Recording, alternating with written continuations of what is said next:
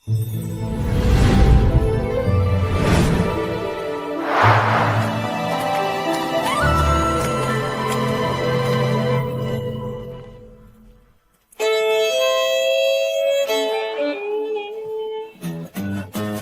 ay isang ulila na sa sariling pagsisikap ay nakapagtapos at nakakuha ng alok para sa magandang buhay. Pero dahil lang sa nagreklamo ako ng kaunti, pinilit mo akong maging isang 6 na taong gulang na tauhan sa isang hindi natapos na nobela tungkol sa mga kulto. Miss, pagod ka na ba? Kung gusto mo, hihilahin kita pataas.